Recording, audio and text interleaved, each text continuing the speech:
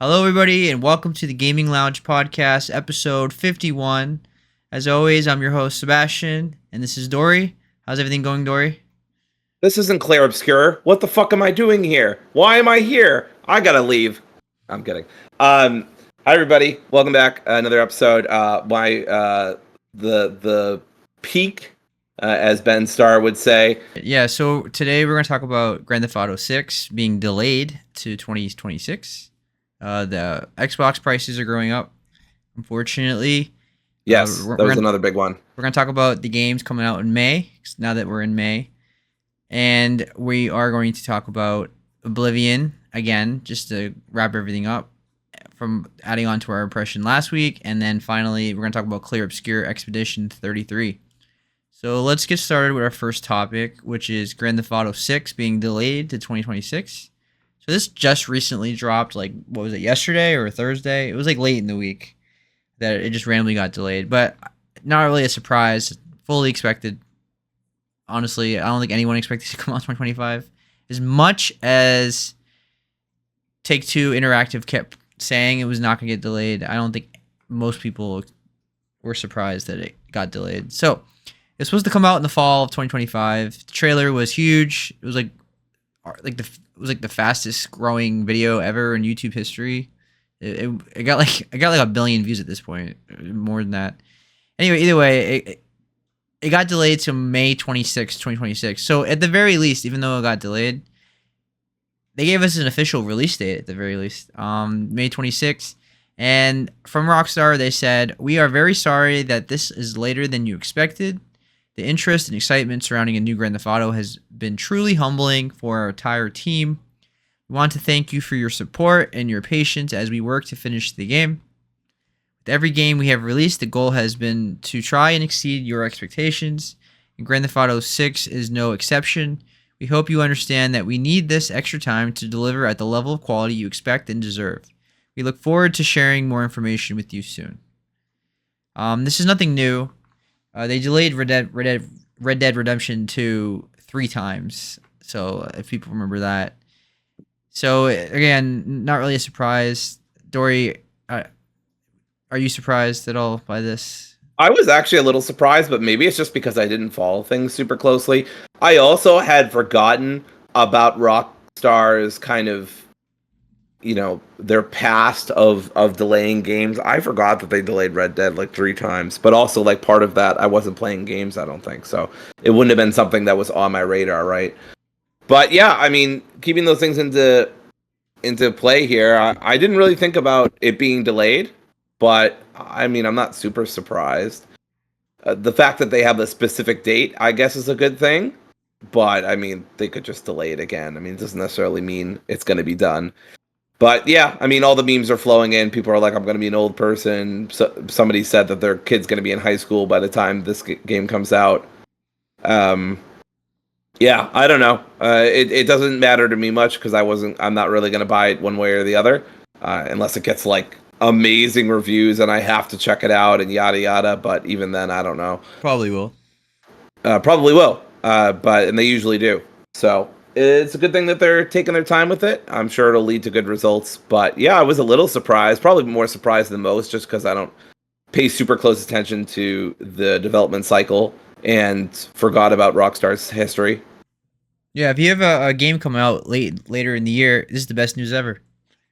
Yes, that's the other part of this too. A lot of people are joking about this online, but it's real. I mean, a lot of game studios are about to get real bold with their release titles. I also think that this obviously means, well, in my opinion, that the one who's going to win Game of the Year is looking a lot more, more favorable to a certain studio that had a game that came out recently, at least compared to if GTA 6 had come out. So a lot of people are probably breathing a big sigh of relief, although the people who are releasing their games in 2026 are probably very scared. But, I mean, at least they've got... the good thing about this is they've got a specific month and a specific date worked out ahead of time. Obviously, that could change, but you can't plan for that, right? So what you can say is okay, well, we won't release our game in May. We won't, maybe don't even release it in June. Release it in July. Yeah, I'm so glad that they gave us a release date at the very least, May 26th, and it's so far away yet so close at the same time. It'll be here before you know it, but at the same time, that's the end of the school year for the next year. So like I'll have a whole new set of students, and that'll be the end of that year. So it's like it feels not that far away, but at the same time it feels very far away. So I don't know. It's a weird thing, but I'm just glad to get the release date, and I'm excited for it. And every, no one better release a game in May of next year because that game's gonna be a monster. It's probably gonna be the highest selling game of the decade. I'm really excited for Horizon to release their threequel May 26th. It's gonna be great. It's gonna be awesome. I mean, the highest Gorilla. selling, yeah, but like the highest selling game of the decade was like what? Um, Animal Crossing maybe with COVID and stuff. I don't know. That would make sense. That would add up. I'm not sure. I would have to look it up. I'm not sure either. But yeah, this game's got to be the highest selling game of the decade. And Grand Theft Auto 5 was the highest selling game of all time until Minecraft. All right, moving on to some Microsoft news. So Microsoft just released prices for the Xbox. They just raised the prices of the Xbox consoles and games. So let's start with the console. Microsoft increased the cost of the Series X by $100, which is a 20% price increase. This console came out in 2020, so it's 5 years old. So a five-year-old console is now $600. All right, games and controllers are also going up. Microsoft said, "We understand that these changes are challenging, and they were made with careful consideration given market conditions and the rising cost of development. Looking ahead, we continue to focus on offering more ways to play with more games across any screen and ensuring value for Xbox players." So, as effective as of May 1st, which was 2 days ago, in this recording, Xbox Series S went from $299, so 300, to $379, so it went up $79. That's the 512 gigabyte one. The Series S 1 terabyte went from $430. Actually, went from $350 to $430. So it went up $80. And the Xbox Series X digital went from $450 to $550. And the Xbox Series X, the regular with the disc drive, went from $500 to $600. And so on and so forth. And the controllers are now $65. The color ones are $70. Special edition variant ones are now $80. The wireless controller Series 2 is now $150, and that's the core set one. The complete set one is now $200.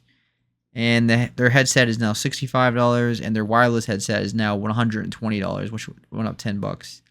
And the other news was their games are also going up in price starting in the holiday season. First-party games are going to be now $80.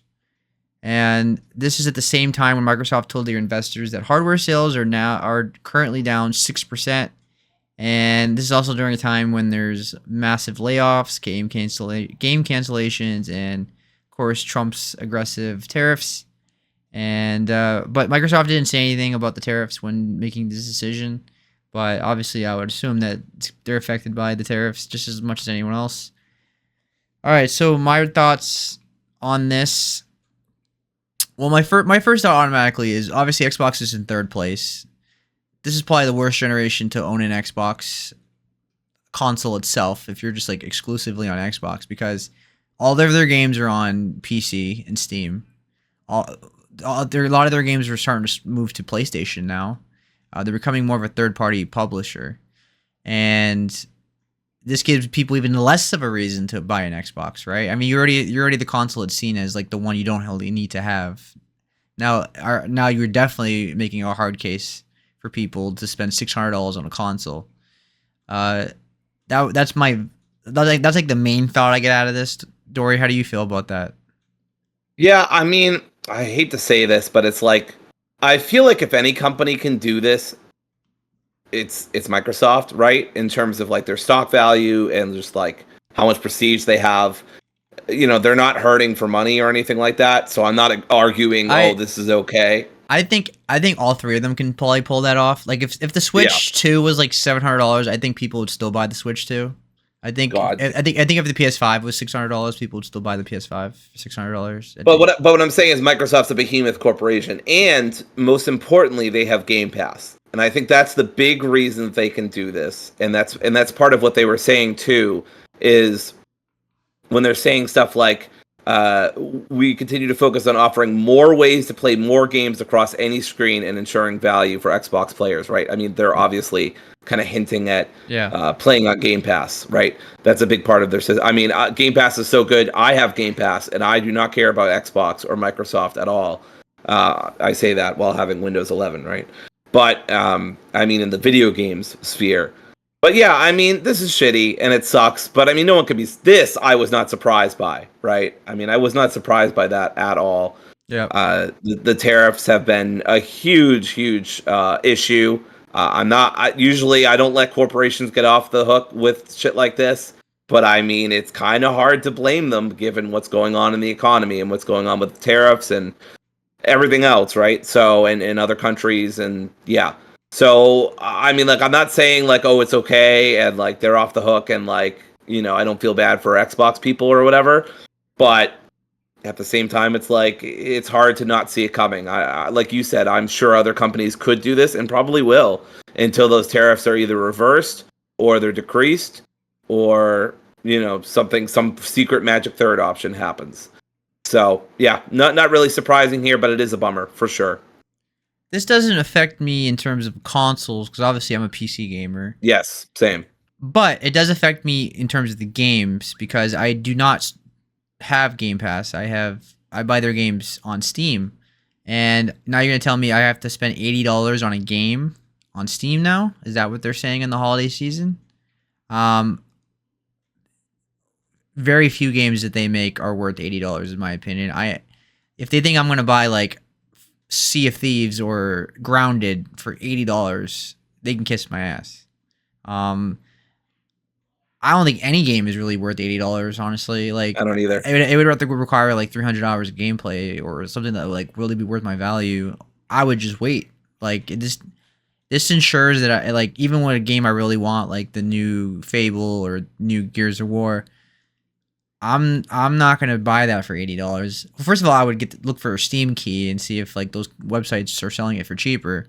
But I can easily wait at that point. I am not spending $80 on games. I'm sorry. The only exception was Mario Kart, which I got the bundle with the Switch, so that avoids the $80. But at the very least, at least it's not like a Switch situation where like their games never drop in price. Like if all you have to do is wait 3 months and their games will drop in price. Go ahead.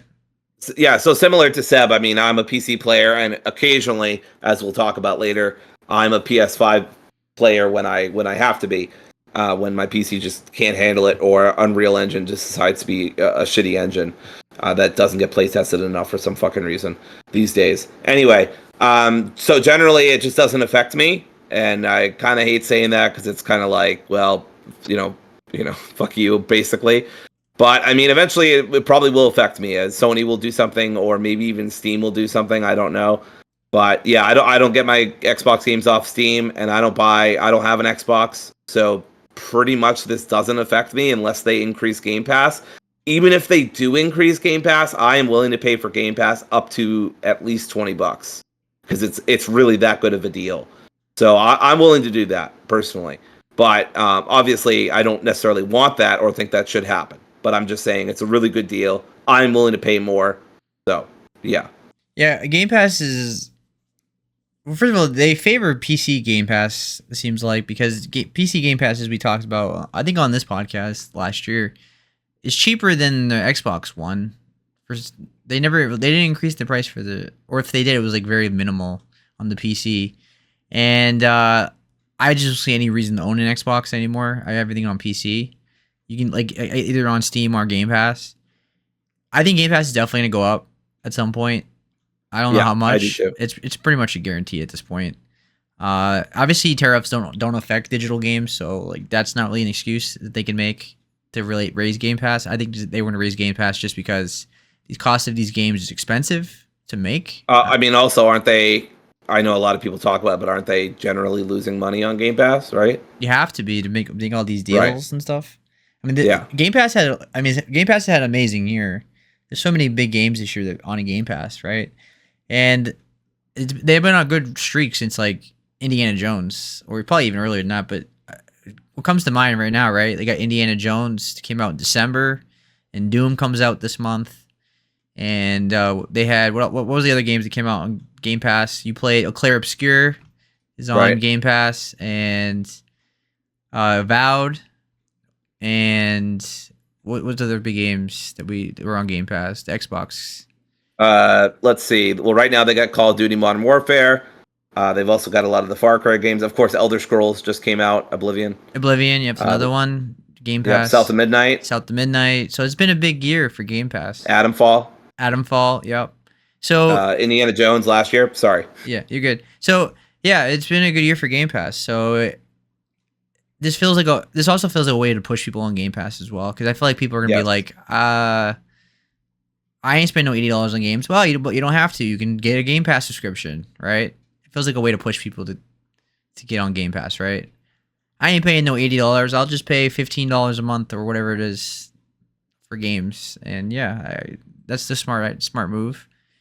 It affects me on Steam, so it's all it really does is make me wait. I am not buying games for $80. I'd have to really, really, really want it. It would have to be like a Resident Evil, a Last of Us. It would have to be like Final Fantasy kind of level of like my favorite franchises, like Kingdom Hearts 4. I'd probably spend $80 for, just because there's no way I was gonna wait.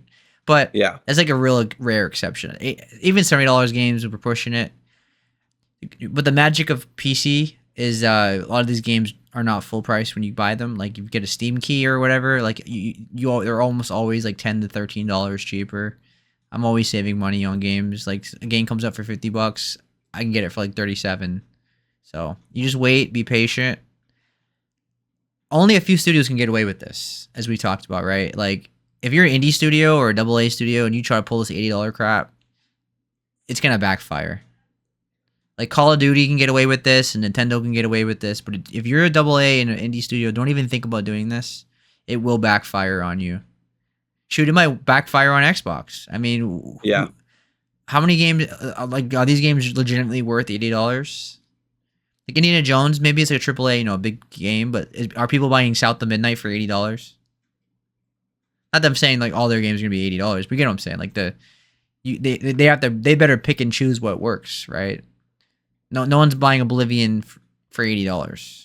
I mean, obviously, I don't mean literally nobody, but like the general market is not buying Oblivion remastered for $80. Doom, okay, right? I thought that would make sense, right? Something on that level, but no one's buying like smaller stuff for $80. So even, I mean, look at it this way, right? Mario Kart World, Mario Kart's a huge seller. Everybody loves Mario Kart. And even that, for people were pushing it. People were spamming the chat on Nintendo's videos and wanted to riot against Nintendo over $80 Mario Kart. So imagine like an indie studio trying to pull an $80 game. It's just not going to work. All right. That's that. Let's move on to the games coming out in May. So as we do every month, in the beginning of the month, we talk about the games that we're interested in. Obviously, we're not going to talk about every single game that comes out in May, because we would be here forever. And this month doesn't feel like a great month for like new games. It feels like a nice backlog month, but there are a couple of games that are worth mentioning. Even the ones we mentioned doesn't necessarily mean we're all getting them day one, or we're going to talk about in the podcast like within the coming weeks.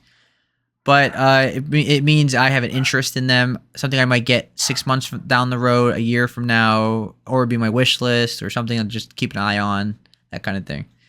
So let's start with Captain Blood, which comes out May 6th.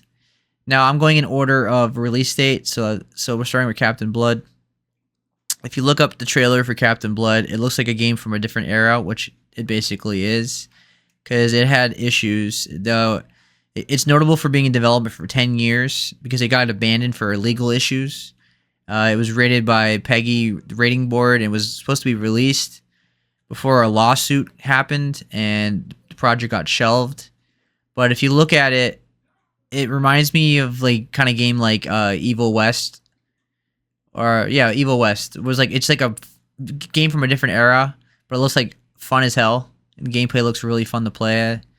Um, I think it looks really cool. It reminds me of God of War, like the original God of War, like that kind of gameplay. It looks really fun. It says it's based on the novels. It is a pirate-themed hack and slash action game that features a mission-based structure, allowing players to fight on both land and sea against hordes of enemies, with ship-to-ship battles and sword fights to gain control of invaded ships. Players gain special points as they defeat enemies, acquiring new fighting techniques and gold for weapons and equipment.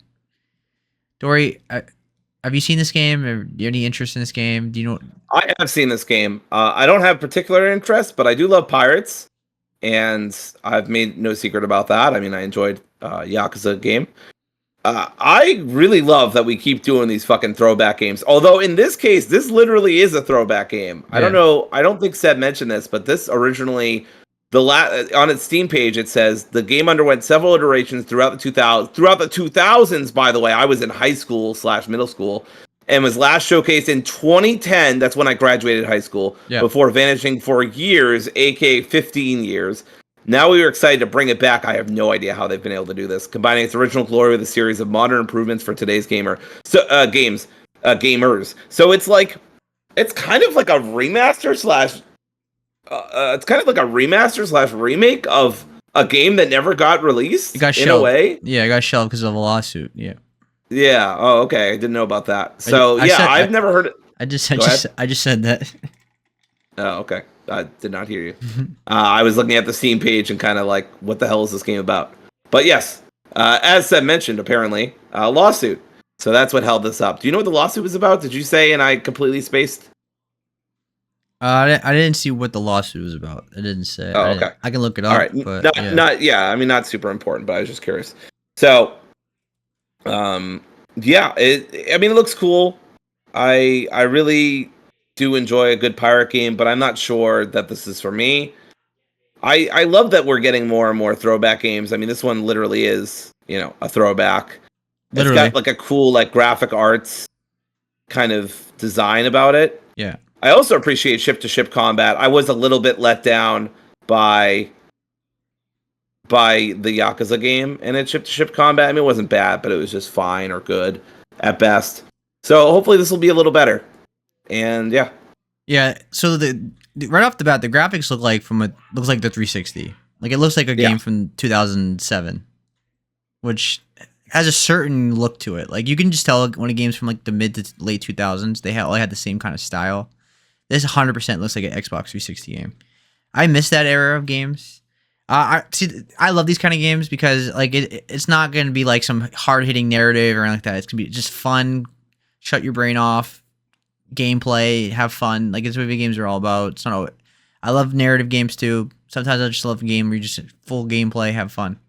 And this is what this game looks like. So this might be day one for me, or it's going to be a game I play relatively soon. Because it depends how long it takes me to finish Clair Obscur and then a couple other games I have on the bench. All right, moving on to Revenge of the Savage Planet, which comes out May 8th, which is this next week as well. It says it's coming out on PlayStation, Xbox, and PC. And the Captain Blood also comes out on everything. But Revenge of the Savage Planet does not come out on Nintendo. Revenge of the Savage Planet is released by Raccoon Logic Studios, who is developed and publisher of it. It is a satirical action-adventure sci-fi game where players take on the role of a space explorer who has been unceremoniously fired by their corporate employer and stranded on a bizarre alien planet. It says the premise is players find themselves abandoned and declared redundant to Alta Interglobal, the company that sent them on their space mission. The game takes place on multiple vibrant alien planets with their own unique biomes, creatures, and challenges. You have to survive each hostile environment, dealing with a bunch of dangerous creatures. You have to rebuild your ship, and you create a settlement using resources gathered from the planets. Uh, Players will explore the alien worlds, catalog the wildlife, and then find secrets and upgrade their gear.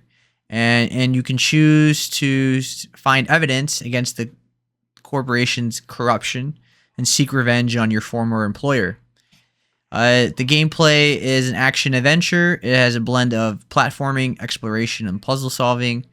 You have tools and upgrades. You get a goo gun, whip, a jetpack, and grappling hook, which allows you to traverse the environment. There's co-op, so you can play with another player locally or online for cooperative gameplay. It has a Metroidvania style structure to it, so players can people can explore previous planets and access new areas using their new tools and abilities.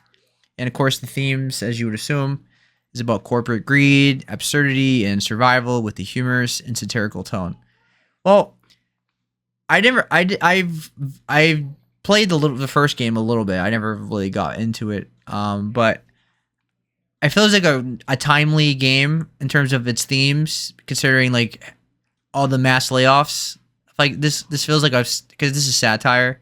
This feels like a nice corporate message, like a nice message to corporations about layoffs and getting revenge on your employer. Well, and there's some meta commentary here too that I want to make sure is pointed out. So on December 19th, I'm on Wikipedia right now. On December 19th, Google acquired Typhoon Studios and placed it under Stadia. Do you remember Stadia? Does everyone remember Stadia? No, you don't. Don't lie to me. The division developing games exclusively for Stadia, which was Google's cloud gaming service. The studio was then integrated with the Montreal studio, which was headed up by Sebastian Puel. Hey, Seb, it's you. Jade Raymond, the head of SG&E, stated that the purchase was driven by the expertise, blah, blah, blah, blah. They had a game which was released in January 2020, followed by a Switch port, and then a Stadia version finally in February. But on that same day, the Stadia version came out, Google announced the closure of SG&E and its studios, with the former Typhoon Studios team leaving the company. Several of the former staffers founded the studio Raccoon Logic in August 2021 with the initial funding from Tencent and other investors. They then negotiated with Google to maintain control of the Savage Planet intellectual property, including the work that they had done on a planned sequel. This is the planned sequel. Now, if you don't see what this game is really about at this point, I mean, who better to do a video game about corporate greed and bullshit and layoffs and I just satirize the whole fucking thing than this company. So bravo to them. Yeah. But that said, the game itself looks pretty fun. I'm not day one on this, but I put on it's a wish list game. I'll maybe check it out when it's on sale. And it looks like a fun game. It looks colorful. Dory, does this game interest you at all? It's not really my genre. I didn't play the first Savage Planet. I did kind of like side eye it, or kind of tilt my head like a dog at it. Yeah. And I was aware of it, but no, I don't really think that this is a game for me. No worries. All right, so let's move on to a game that will be for Dory, because that also comes out the same day, May 8th, which is The Midnight Walk, which also is day one for me. The Midnight Walk is a dark fantasy adventure game developed by Moonhood Studios and published by Fast Travel Games, and it comes out on PS5 and PC, so it does not come out on Xbox, and it does not come out on Switch. So there's a synopsis. Players take on the role of the Burnt One, a mysterious character who awakens from a deep slumber and embarks on a journey through a haunting, handcrafted world built entirely of clay. Along the way, the Burnt One befriends Potboy, a lost lantern creature who guides and assists the player with his flame. Together, they must navigate a world filled with monstrous creatures and obstacles, solving puzzles and using Potboy's light to survive and progress. So, some features about this game. Well, right off the bat, as Dory and I have talked about before, is a beautiful handcrafted world. Yes. They're all meticulously crafted from real clay, so like actually made from clay, then 3D scanned and brought to life with unique stop motion animation style.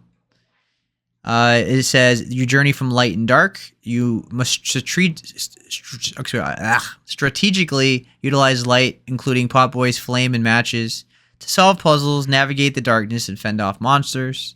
It is considered like a cozy horror atmosphere because it has like a charming, like almost whimsical aesthetic, when unsettling creatures in a haunting atmosphere. So it's like, even though it's very Tim Burton-esque, I think. It reminds me of that one game, Lost in Random. I think they're the same. Is it the same people? I was just about to say, yes. These are a lot of the same people that Yeah. made the game Lost in Random, which Seb and I both enjoy. Yes, and if you know me, and maybe probably Dory too, I'm a huge Tim Burton Nightmare Before Christmas fan, so I love that style. So this is definitely up my alley. Dory, how about you? Do you like that Yeah, style? I'm a big fan. I mean, Jack's a bit of an asshole. When you get older, you kind of realize Sally was in the right, and Jack just doesn't really listen to women. But anyway, so it ended up affecting a lot of boys badly. But anyways, regardless of my essay on this matter, At least he learned his lesson at the end, I guess. yeah. At least he got, and Kingdom Hearts 2 as well, of course, one of the best levels. Yeah. But regardless, yeah, I'm really excited for this game. I have really no idea what to expect from the gameplay itself. I mean, there seems to be some shooting, maybe some stealth, some puzzles. So yeah, I loved Lost in Random. I thought it was an underrated gem. Not amazing or anything, but I had a great time with it and didn't get talked about enough. But yeah, the concept is really cool. Apparently, there's some comics that they did as well that you can read if you want to know about like kind of the lore and stuff that's going on. Yeah. But yeah, other than that, I mean, we've only really seen the one trailer, so not a lot to say here besides, general excitement. Yeah, so as Dory mentioned, there's puzzle solving and there's stealth in this game, and you have to use your wits and your resources to outsmart enemies and progress the world. Now, this game is a VR game, so you can play this entire game in VR. It's on PSVR 2. And you can use, it says, enhances the experience with binaural audio. I don't know how to pronounce it. Binaural. Anyway, nice audio, and it has unique VR specific mechanics, such as closing your eyes to heighten other senses or manipulate the environment. So it's extra gameplay mechanics if you use VR. It says Midnight Walk offers a captivating blend of dark fantasy, puzzle solving, and unique visual style, immersing in a world where light and shadow play crucial roles in survival and discovery.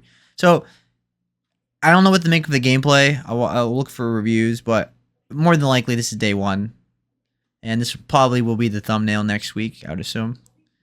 It comes out May 8th. So I'm very excited for this game, aesthetically, and we'll go from there. If this game is like mediocre and doesn't live up to the hype, then obviously I'll wait. But as of right now, I am day one.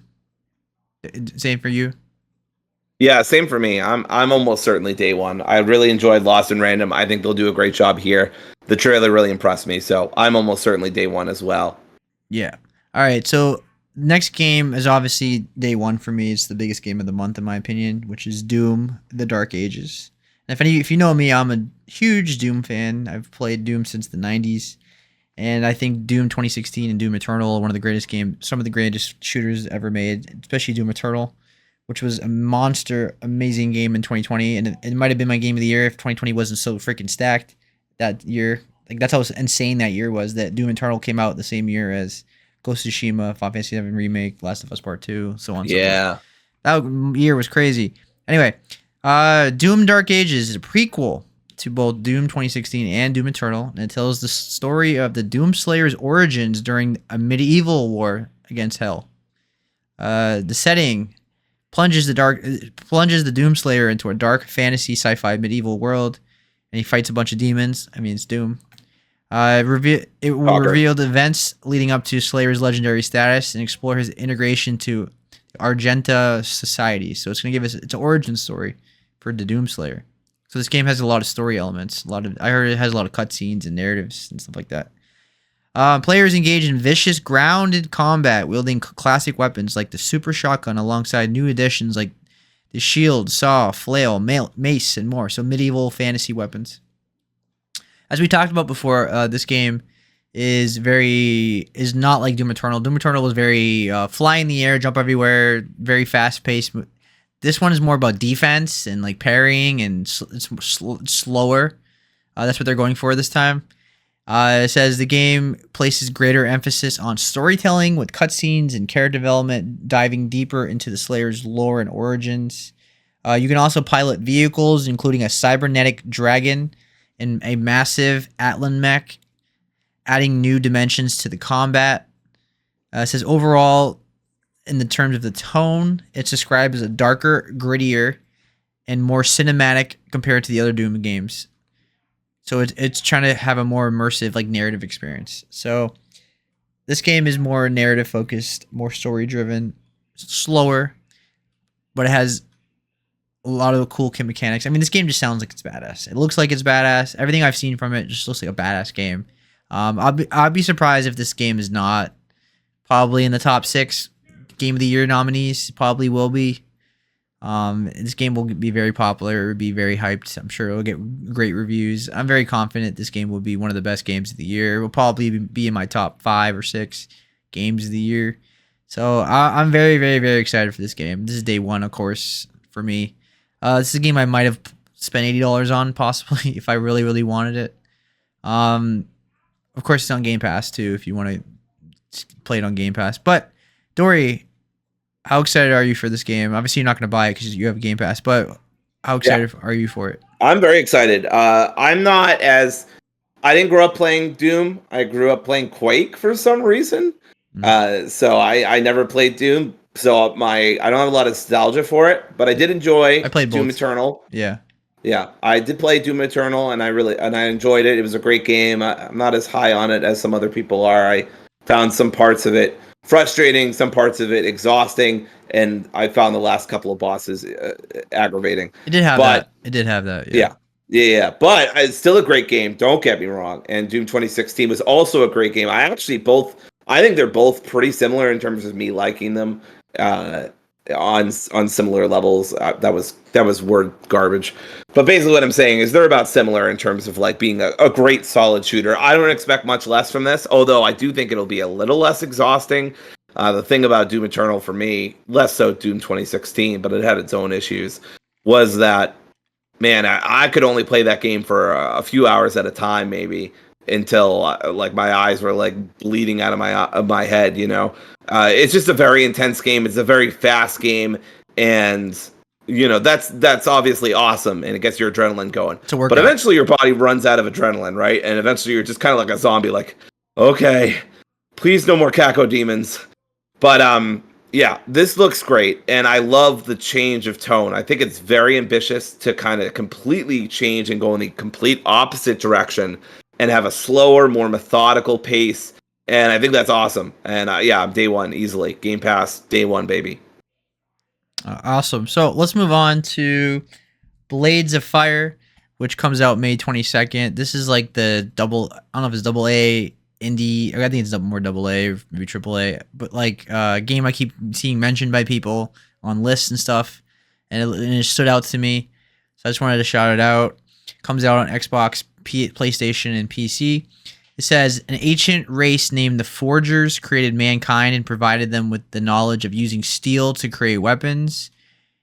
Queen Neria, after rising to power, cast a curse, turning her enemies into stone, rendering their weapons useless against her forces. The game follows a warrior named Aaron de Lyra, who is gifted with a sacred hammer, enabling him to craft his own steel weapons in an attempt to find his way to the royal palace to assassinate. He is followed by Adso de Zelk, a young scholar who documents his journey. It is a third-person action-adventure game.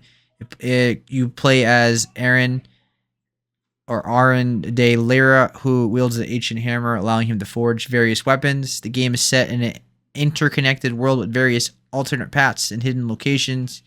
When fighting enemies, players can choose how to place and position their weapons from 2 directions, the right and the left.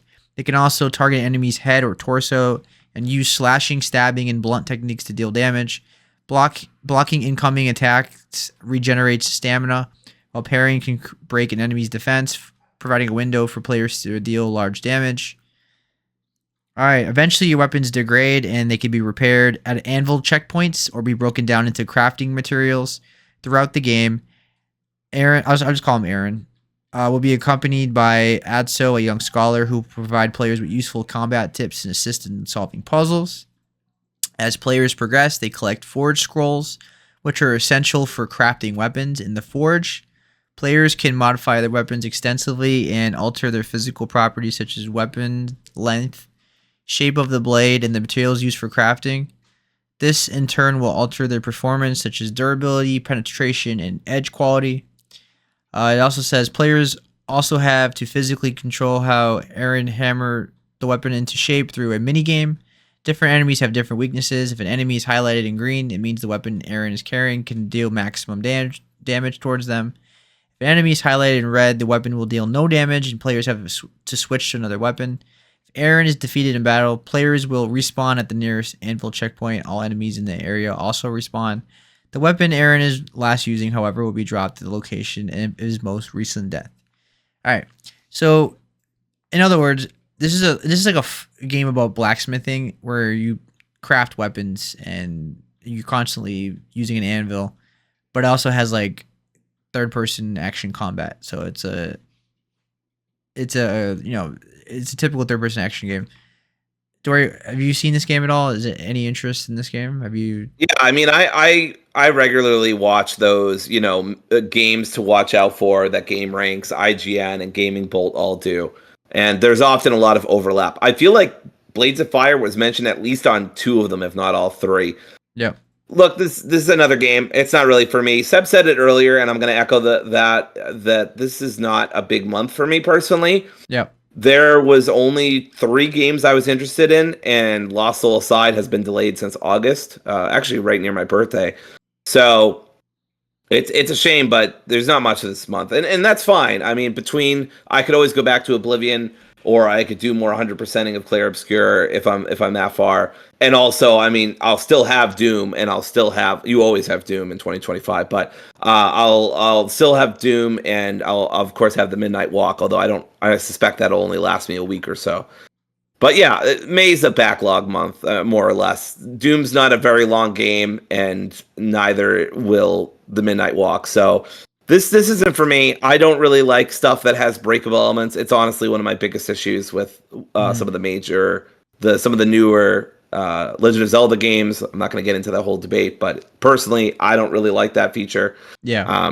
Agreed. So, and Oblivion, I didn't really care for it either. It just feels like a waste of time. I don't need the game to be engaging in that way. Yeah. So, a whole game that's partially devoted to upkeep on your weapons, like one of the IGN previews said that your weapons deserve get a lot more attention than they would in most games. That doesn't appeal to me. But it's also not on Steam. It's important to point out. I looked for it and it's not there. I believe it's an Epic Game Store exclusive. So which means it's DOA for me.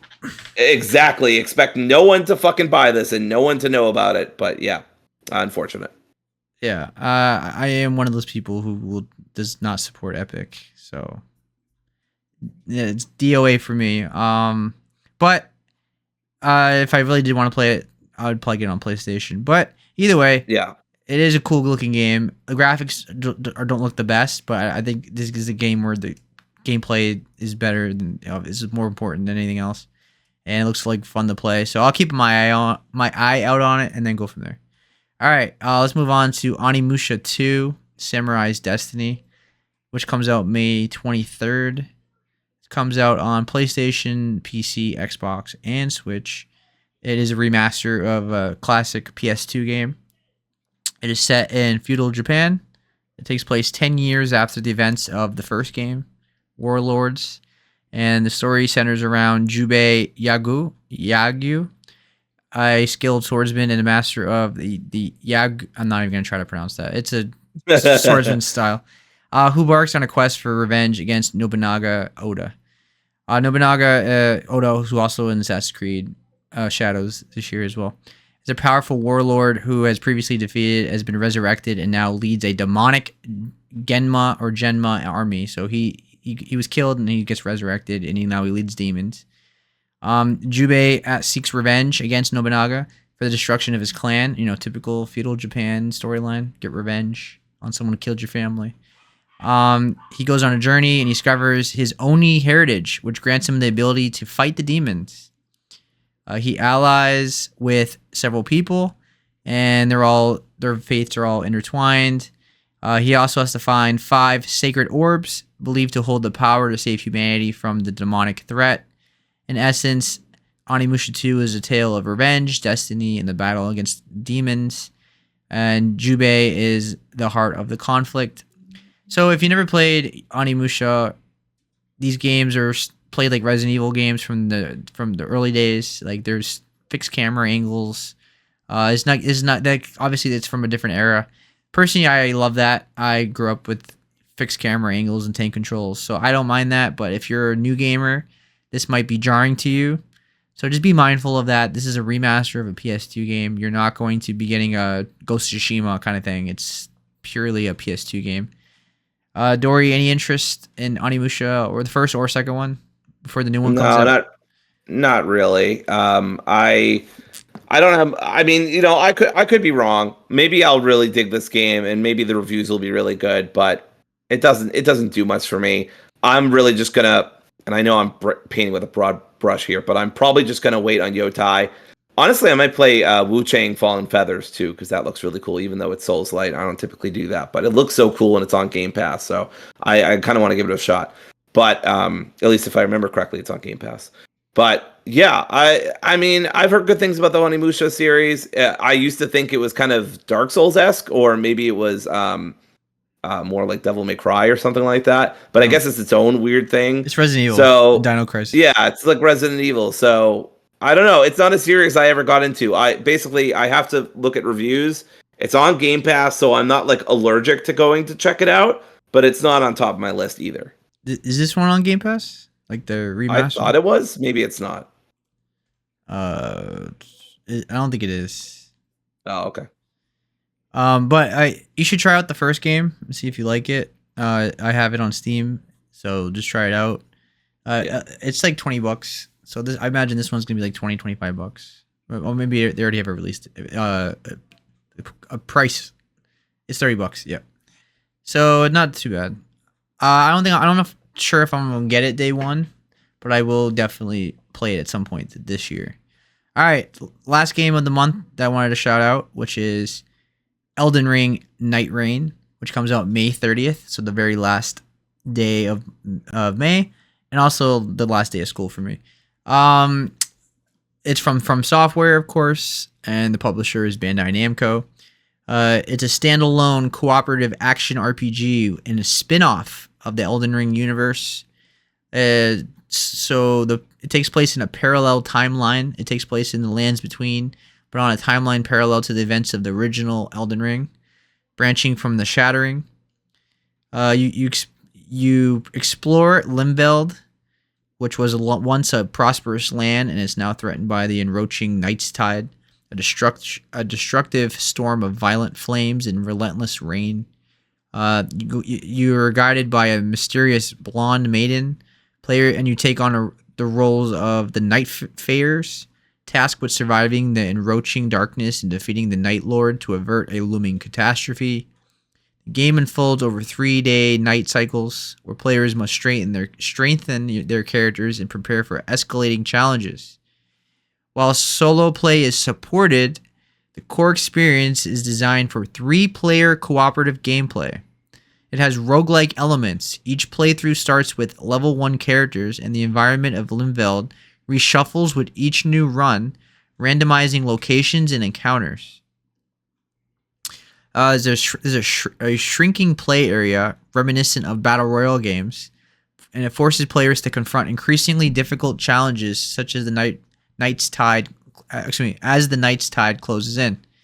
Players explore loot, level up, and complete objectives during the day to prepare for the night's trials. Each night accumulates in a challenging boss fight, and successfully surviving the night leads to greater rewards and challenges the next day. The third night ends with a final battle against the Night Lord, the ultimate antagonist residing beyond a door on a petrified tree. So some features. Movement and combat are more agile and fluid than the original Elden Ring. The game world is smaller and more compact, but dynamically changes with each new run. There's unique hero classes. Players can choose from a roster of unique Nightfarer heroes, each with distinct abilities and playstyles. There's a roguelike progression. While characters' levels reset each run, players gain relics that provide permanent upgrades to customize their playstyle. In essence, Elden Ring Night Rain offers a condensed and fast-paced cooperative survival experience in the Elden Ring universe, emphasizing roguelike elements and intense boss battles. So obviously, Dory, you don't really have interest in this because you don't care for Elden Ring, but um, I don't personally have interest in this because I don't like roguelike games. I don't like randomness. I don't like generated worlds. I don't like being forced to play multiplayer with people. First of all, it can be quite difficult to get people to play a certain game together. I believe you can play single player if you really want No, to. you can, but it's like it's just not encouraged. Like Okay. it's purely like it says it's supported, but it's the game is designed around having 3 people playing with you. And I'd rather I don't want to like it sounds like this game would be frustrating by yourself. It feels like this game is purely made for multiplayer and but like the main thing that doesn't appeal to me is the roguelike. I like roguelike games to an extent, but like I don't like the thought of a roguelike like Souls game just doesn't appeal to me that much. And like the fact that you have to reset to level 1 and that kind of thing, I don't know. I'll keep my eye out on it, and I'm gonna like watch. I'll watch people play it and see what the fuss is all about. But as a huge Elden Ring fan, top 10 game of all time for me. And the DLC was phenomenal too. I don't know. I'm not really interested in it, but we'll see. You know, I'm gonna say something that's gonna be probably surprising to most people, but I actually have said it before. If you all remember, if there was ever a Dark Souls games that I would play, it would probably be this one because you can play it with other people, so you have the support. So if you suck, like not as big of a deal, right? AKA me. Well, you do that anyway on those games too. Right, but it's like it's more intentionally laid out, right? I'm aware of the co-op features and stuff like that, and the ghosts and the spirits that you can summon and so forth. But this feels very intentionally like play with your friends, right? In a way that previous games don't seem to really be. Yeah. Obviously, Elden Ring, you can invite people to servers and stuff, but that's not the main campaign. Yeah. So, anyway, I just, if there was, I'm not saying I am going to do it, but I'm saying like if there was a game that I would play from the series, I mean, it'd probably be this because, you know, you go in, just play a couple worlds with friends and then go out and be done, right? So it's not a lot of investment and it's, it's easier than if you're just by yourself. So it feels more accessible to me personally in a weird way, but I'm still probably not going to play it. I just need to see, like, I need to see gameplay, people playing it, like what the conversation is. Then maybe I'll be interested. But yeah, but what a weird conversation. What a weird timeline where I'm not interested in an Elden Ring game and Dory is. Yeah, no, I have more interest in it than Seb, which is is a weird world that we live in right now in 2025. I just don't care for roguelike games. No, and that's fair. And I don't again, that's what makes it weird because like, I don't generally have an interest in roguelike either. I hate starting over. I hate losing progress. And I'll go on a rant about that later on. Yeah. So it's weird, but this appeals to me the most out of any Elden Ring Souls like. So, but I'm still not gonna get it, to be clear. Especially when Elden Ring was like the fun about Elden Ring 2 was like leveling up and finding the piece of armor for your build and finding all the pieces and side quests to get the pieces and the progression, right? So like starting over just doesn't sound that great to me, but we'll see. All right.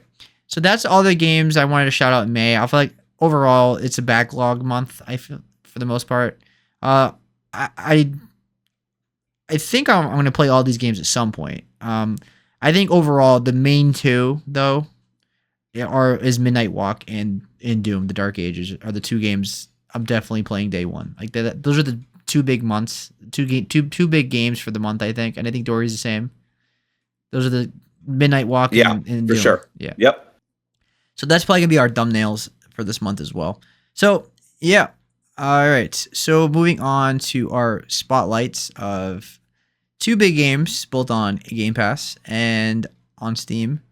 And we're going to start with Elder Scrolls 4 Oblivion Remastered. So, of course, we talked about this game last week in detail. It was our thumbnail.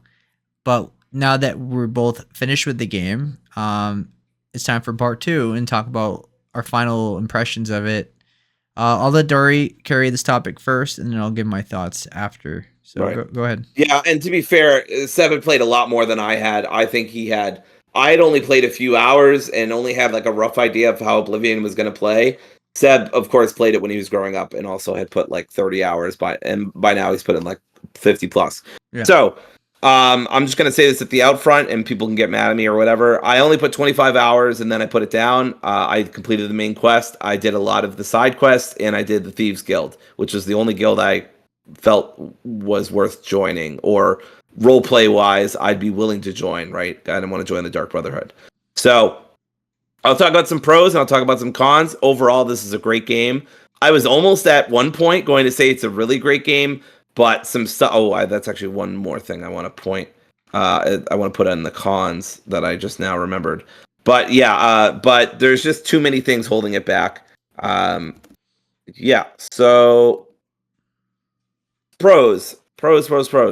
So I mean, number one, right? Tamriel feels incredibly Cyrodiil or whatever feels really rewarding to explore. It always feels good to explore. It looks nice. It feels nice. You get good rewards. You get levels up. You meet new characters. You get cool quests. You fight interesting enemies. Sometimes a mountain lion corners you out of nowhere and seems to be like level 500 while you're level 5.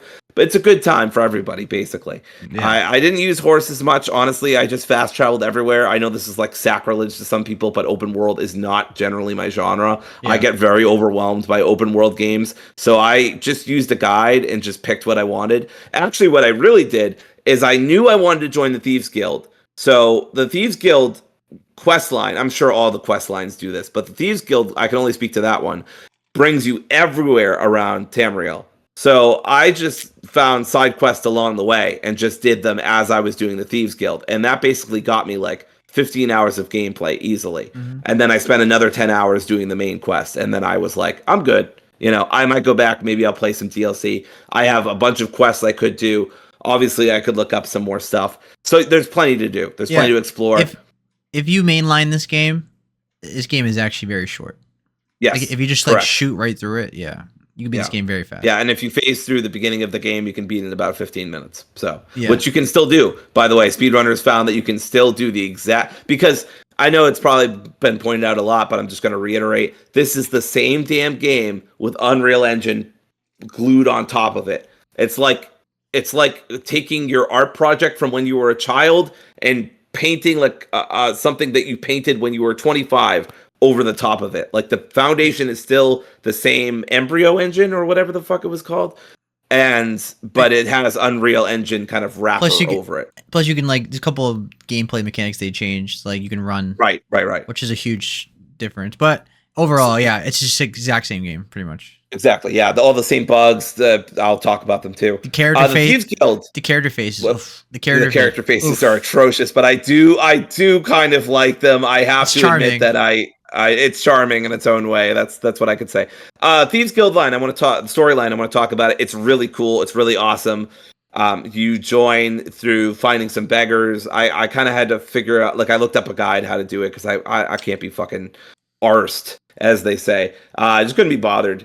So I looked up a guide, what beggar to talk to, where the best to do it. I know, by the way, that you can just steal and get caught and get thrown in jail, but I didn't want to do that. I just felt like I really get into RPGs sometimes. I'm like, I don't want my character to do something stupid like that.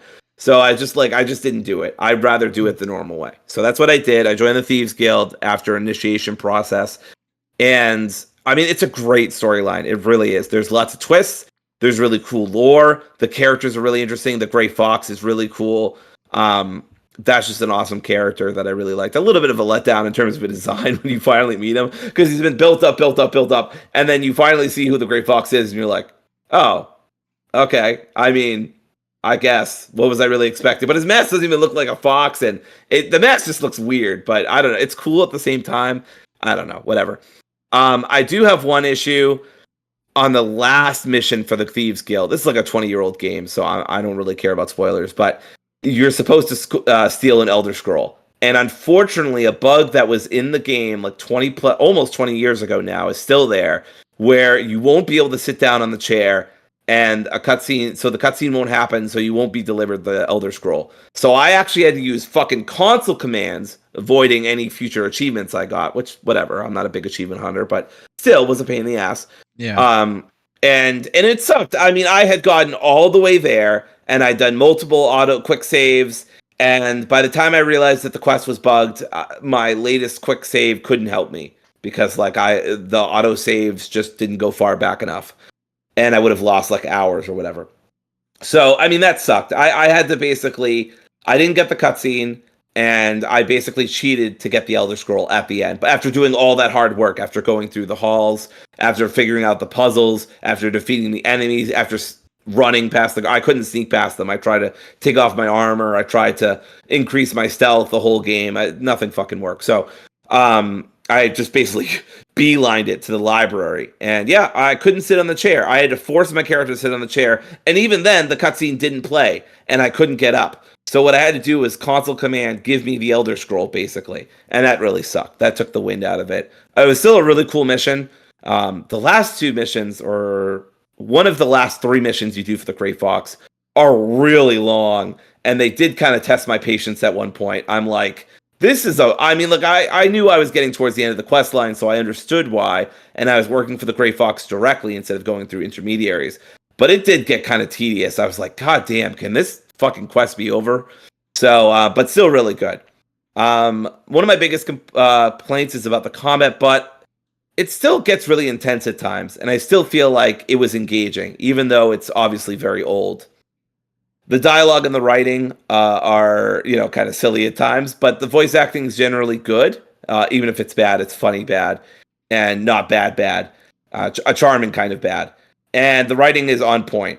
I used to dismiss people when they'd say, "Oh, Bethesda has bugs and stuff, and hideous faces and weird voice acting, but that's just part of the charm." I used to dismiss people when they said that. I'm like, "You're just making excuses for a bad game." But now that I've played Oblivion, I do kind of agree that it does add a certain je ne sais quoi kind of essence about it. I believe that's the first time we've ever said that phrase on the podcast. The kind of essence about it that I do actually appreciate and doesn't really mess up the game for me in a major way. Yeah. But yeah, dialogue and writing, generally great stuff. The main quest has some great writing too. And the side quests, of course, which I'll talk about in a second.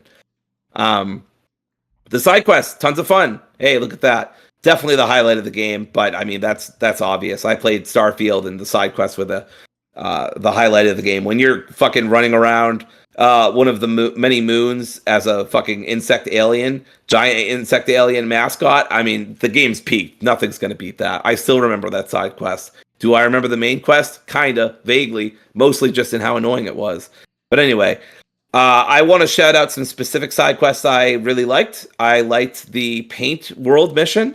That was like one of the first side quests I found.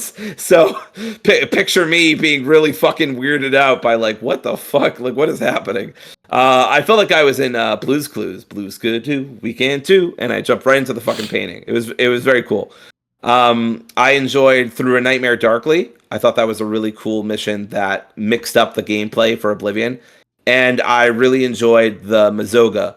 I might be mispronouncing her name, but the Orc Knight quest. It's very short, it's very simple, but I liked it. And I thought the dialogue was very fun. So those are three quests I really enjoyed. The main quest, I did not do the main quest until 15 hours in, so unfortunately I did have some leveling issues. I guess a lot of people are like, please do the Siege of Kvatch before you get too far into the game. Well, I was already at level 9, maybe level 10 by the time I did the Siege of Kvatch, but luckily I did it like first try or second try. Maybe I got lucky, but it wasn't too bad for me. So that was very lucky for me. But the main quest was good. It's repetitive in places. I mean, I'm not saying anything new here. The Oblivion Gates, even after the second time, it gets kind of repetitive. It's the same exact mission, the same exact quest. I'm going to call this out. I saw this fucking stupid Reddit post about how So someone was rightfully complaining about how repetitive this is. And somebody on Reddit was like, well, it's your own damn fault for ignoring the Oblivion gates and not doing it sooner, and you're just paying for the consequences of your action. I'm like, dude, I've been playing this game for 15 hours. They never made it clear that down the line, you're going to want to close a bunch of Oblivion gates. And I even looked it up, and like, the essential ones were always just supposed to be like 3 Oblivion gates, and then you've beaten the game. So to me, it's like, I feel like the game could have made it clear that that kind of mission was going to come up later on in the game, or that it was going to be a problem if you didn't do it, because then I would have maybe done it. You could also just go into console commands and close the Oblivion gates. But I never did the Allies for Bruma quest. I didn't do it. Fuck that. That's 10 Oblivion gates or some shit they wanted me to close. Fuck that. I did that. Those things are so repetitive. And I like the first time I went through an Oblivion gate, I was like, "Holy shit, Red is in this season." I actually messaged Seb that, but I was very proud of myself. But and it was super cool. Well, hot actually, but it was super cool. Like the visuals are great and the atmosphere was amazing. And then the second time I go through, I'm like, "Yeah, all right, this is still like a really cool feel, but I know what I'm doing now. Let's fight some enemies, head to the end." The third time, I booked it. I mean, I just booked it. I did not care. I was ready for the game to be done. I know, again, this is a 200-hour game easily for some people, and that's fine. I'm not that kind of gamer. I mean, unless you're Kingdom Hearts. Kingdom Hearts, for the record, is, obviously, for the off-stated record, is one of my favorite game series of all time. And even those games, I have like 300 plus hours in, and that's a gigantic anomaly. Resident Evil, I think I have 100. Resident Evil 4 Remake is one of my favorite games of all time, 100 plus hours. And those are games I adore. This is not a game I adore. It's not a game I want to spend 200 hours in. But anyway, the last pros I want to talk about are the graphics. Beautiful. I mean, just looks really, really good. I'm not going to say it's 2025 standards, but this game easily could have been made in the 2020s. For sure. And the UI is generally intuitive. Usually I knew what I was doing, how I was doing it, and why I was doing it. So that's all my pros. I do have some cons as well, of course. I do feel like the combat's clunky. Sometimes the camera can't keep up with you or with the enemy, and the enemy kind of whiz by you, and all of a sudden you'll take some fucking back shots, and it'll feel really cheap, because it's like, well, how the fuck did you get all the way over there? So that was annoying. Also for cons, I don't like weight limits. I've never liked weight limits. And for anybody like, well, you love Baldur's Gate, I found it annoying there too, in Baldur's Gate 3. I always think weight limits are annoying. I know there's ways to mitigate it. You can obviously up your strength, but I had a rogue build, so that didn't make any sense for me until the end when I had like nothing else to up. So that was annoying. Not a huge deal, but annoying. I already talked about the bug in the Thieves Guild. Despite being able to run the game on medium or high settings, I had a lot of optimization issues, and I'm not the only one. Other people in comments on Steam have been saying the same thing. I had pop-ins, I had draw distance, I had bugs, I had 4 crashes, and I had really big frame drops towards the end of the game, like embarrassingly low, like 15 frames per second. I don't know. I think it's an Unreal Engine. I'm going to talk about Clair Obscur soon, and that had similar issues. Well, actually, it just had audio issues, but I had those same audio issues in Oblivion. It was mostly when things got really busy. So, like, a lot of people were on the screen at once fighting and stuff. I mean, I looked at some of the characters. They were moving in slow motion compared to everything else. It was really bad. And I'm not the only one. I have a 4060. I'm not saying it's the best equipment, but it's pretty damn good, pretty modern. It shouldn't have any problem running this game. I don't know why Unreal Engine isn't play tested more. I don't know why it's not optimized more. It's kind of shitty. And honestly, I'm kind of getting sick of Unreal Engine because I had to spend $50 to play it on PS5. It runs beautifully there, but I should be able to play it on my fucking PC. Anyway, I'll talk about that later.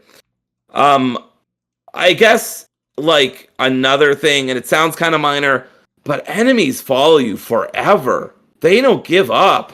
Like, I don't know what these guys are being paid or what insurance policies they have, but whatever it is, I want both. Because these guys follow you for fucking ever. Like, especially guards, they will not let up. I run, like, at least a mile or 2 out of the city, and I can still hear someone behind me say, "Halt, criminal!" Like, just, like, I don't know, get a job, get another job, like leave me alone.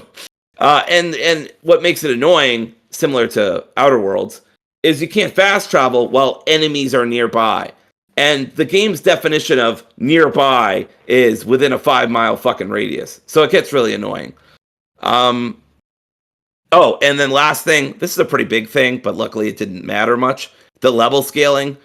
This is another critique that's been there forever, so I'm not saying anything new, but it kind of sucks.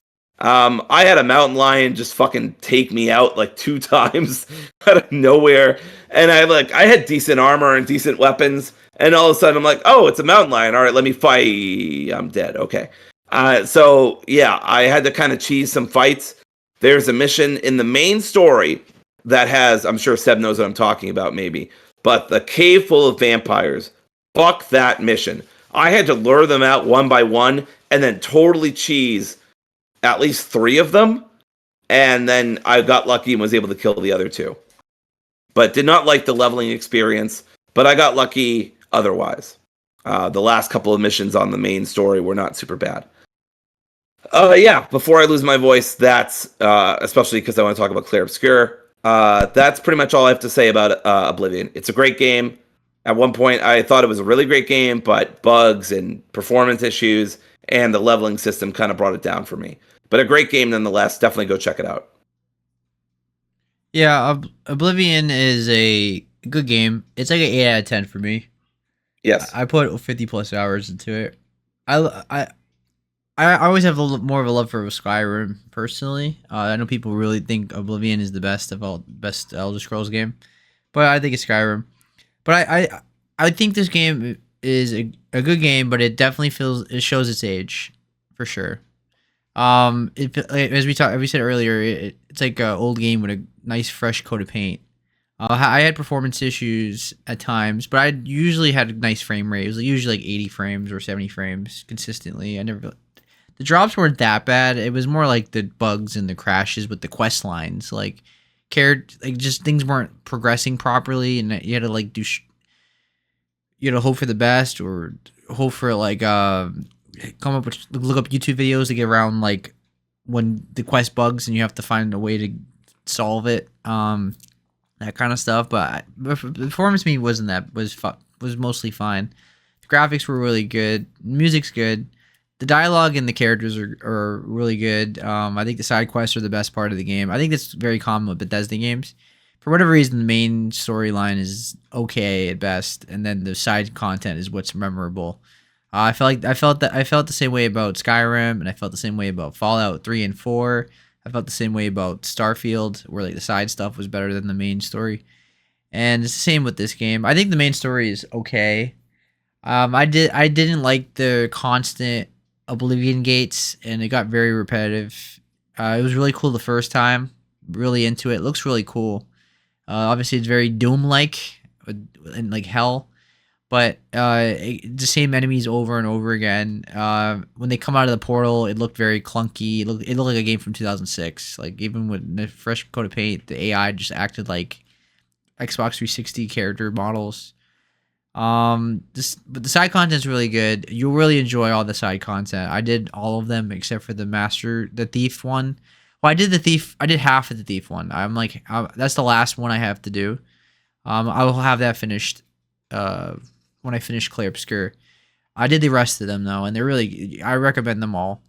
It's worth playing through all of the side content. I still got to do the DLC as well, so I still got another like 15, 20 hours in this game left, which I'll play here and there. Anyway, I had a good time with it. It's a good game. It's in my top 10 games of this year so far, but we'll see if it lasts. I think the gameplay and the performance issues, like or mostly the bugs, hold the game back for me to say it's like, oh, one of the best games of the year in terms of like top 5 or anything like that. But I had a good time with it. I'm glad to have finally played Oblivion again since like 2007, 2006, and it was good, nice nostalgia going back to it. But yeah, I still like Skyrim better personally. So yeah, good game. Recommend it. It's on Game Pass, and it's only $50 on Steam. So check it out if you like these kind of games. All right, let's get to Clair Obscur Expedition 33, a game we've been talking about for months and months now, but it's finally here, and we can finally deep dive into it, or to the extent Dory has not beaten it, I have not beaten it, but I'm pretty far in, and Dory is almost at the end of Act 1. Yep, So I'm at the final boss of Act 1. So I'll try to keep it spoiler free. I'll hit on the main. I will find you, Seb. I will find you. Yeah, I mean, I'm not gonna. Yeah, I wasn't gonna. I know. I'm joking. I'm joking. No, I wasn't gonna. Even for the audience, I'm not going to talk about like what's happening in the story. I'll just talk about like the main premise of the story. All right, so let's start with this. So Sandfall Interactive is the developer. I think they're brand new. This is their first game, I want to say. Yes. Kepler Interactive is their publisher. Is this their first game? It's a lot of French ex Ubisoft folks. Yes. This game is very French, as big surprise. And it is on PlayStation, it's on PC, and it's on Xbox, and it's on Game Pass. So the storyline. So it is set in a world where a mysterious entity called the Paintress dictates humanity's lifespan. So the story takes place in Bella. I don't know how you pronounce that. Well, it takes place in like a French-styled universe, and the Paintress paints a number on a like distant monolith, and it signifies the age at which people will vanish. So they turn into like smoke and flower petals, and it's called the phenomenon is called the gamage. So it's kind of like Thanos' snap. At a certain age, people just. I looked up what gamage means, or I had Kim look it up because I was very into the game, and it means to basically fade away, to be wiped from existence. So yeah, like you said, Thanos snap. I don't feel so good. Yeah. So yeah, the number decreases each year, so effectively creating a countdown to humanity's demise. So as of the game, the Paintress paints the year 33. So anyone that turns it 33 is going to die. The people at Lumiere, is a city resembling a devastated Paris, are sent out on annual expeditions to try and defeat the Paintress and end the cycle of death. And Expedition 33, which is our main cast, is the latest attempt. So the player controls Gustave, a resourceful engineer, and along with the other expedition members, Dory. Let's talk about the cast. First of all, what characters have you enjoyed, or who you want to talk about? Mael! I love Mael so much.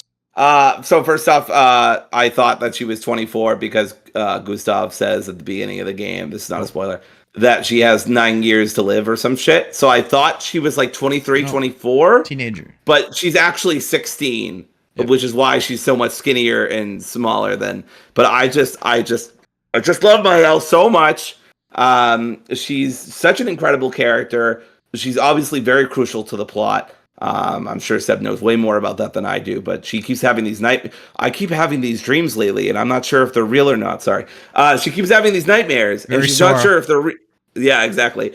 There are lots of like little, I swear to God, I know I'm like fucking Charlie Cox right now. There are like little like fucking things here and there that I'm like, is that a motherfucking Kingdom Hearts reference? I saw one like the other day, and I was like, that's a fucking Kingdom Hearts reference. There's no way that's not. I honestly feel terrible because I cannot remember what it was. You just know the ending's going to be like the door to darkness, and she's going to pull out a key out of her chest. And God damn, I would pop so big, dude. Kingdom Hearts 4 leads right into Kingdom Hearts 4 somehow.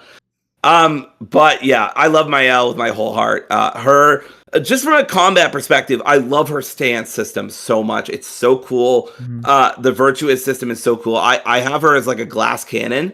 So basically she can't take hits for shit. But when she hits back, especially when she's in virtuous state, oh, it hits like a fucking truck. It's beautiful. I've ended enemies' foolish lives with Mael like many times.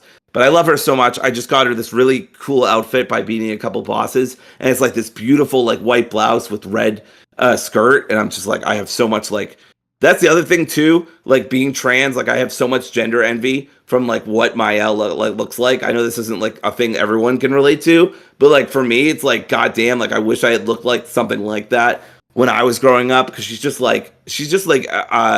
I don't know, she's got like the exact kind of looks that I like really like the red hair, like she's got like I don't know. She's like a really well done character that's really kind and empathetic, but also very like eager and raring to go. She's just a great character. I just love her a lot. But anyway, that aside, I do like the other characters too. It just all kind of pales in comparison to Mael. It's like Mael's up here, and then everybody else is down here. But I mean, you know, I do like Gustav, of course, voiced by Charlie Cox. I should say Mael is voiced by the incomparable Jennifer English, who plays Shadowheart and many other things in Baldur's Gate 3. And yeah, Gustav's great. I mean, he's a great kind of foil, very overprotective older brother kind of figure to Mael. Kind of the sensible, centered one at times, but can let his emotions get away from him. And Lune or Luna, or I forget her name. She is the kind of sorcerer, elemental sorcerer of the group, and I like her too. She's very rulesy, very procedurally, you know, very scientific, and I like that too. Yeah, so I really like the cast. Mael's my favorite of the main cast, like of the like the original cast. I really like, as Dory talked about, like she has a great personality. She's feels like the main character like of the game, really. Like she's like the main focus. I'm not gonna say story elements or anything like that, but she feels like the protagonist of the game. Yes, Um, I I really always play. I always play as Mael. yes, she's usually the person I play as, like when I'm walking down the path or whatever, like I always play as her. Yes, So I really like her playstyle as well. I like Lune's playstyle as a spellcaster. Like she complements the party really well with her elemental magic. I like that the characters all have contrasting personalities and they all fit with each other. Lune is like more of the serious leader, doesn't skeptical. She tends to like she doesn't trust others, and she'll like make comments, and she's very bold in telling them that I don't trust you, that kind of thing. Mael is obviously 16. She's young and naive, but she's very eager um, to do whatever needs to be done. She's a great character. I like CL. She's like a teacher, and she can see things. She's very observant. I don't really play as her that much. I don't like her playstyle as much as the other characters, but she does have a card system. Um, yeah. I've been trying to figure that out. I like it, and if you can figure it out, you can do big girl damage. yeah, But it's a little tricky to figure out. I'm doing my best to figure out. I honestly, I think Gustav is kind of the most boring in terms of game. He's not bad, but just compared to Mael's stance yeah. system and Lune's like elemental system and Shiel, I forget her name. But CL, her card CL. system. CL, thank you. CL, I just met her in the game too, so her name's like super fresh for me. But CL's card system, Gustav just stands out like a sore thumb. Also, it's like I saw that meme on Twitter where it's like, if your party isn't looking like this, and it was like an all-girl party, basically, it's like, what are you doing? So yeah, that's kind of where I'm at too. Still haven't seen Ben Starr. I presume he shows up in Act 2, Yes, but he I thought does. that was funny. I thought that was funny that he's still not there. I think he shows up towards the beginning of the game too. I think you hear from him once or twice, but Yeah, Verso. yeah, yeah, So Verso. Verso's a cool character. He's very mysterious. There's like you don't know because he I can't I won't say it because it would be a spoiler. But there's a big mystery around him, and like he's very open with the characters and he interacts with them and all that. He's like party member and everything, but like he always keeps a distance. Like there's always something you're not sure with him, and I really like that. I can't go into detail because it would be a big spoiler. So, but his playstyle, he has like multiple. He does like multiple hits thing kind of thing, which is kind of cool. I don't. I play with him a bit, but I'm still liking the Lune and Mael combo, and I've been using Monaco a lot, so I don't know.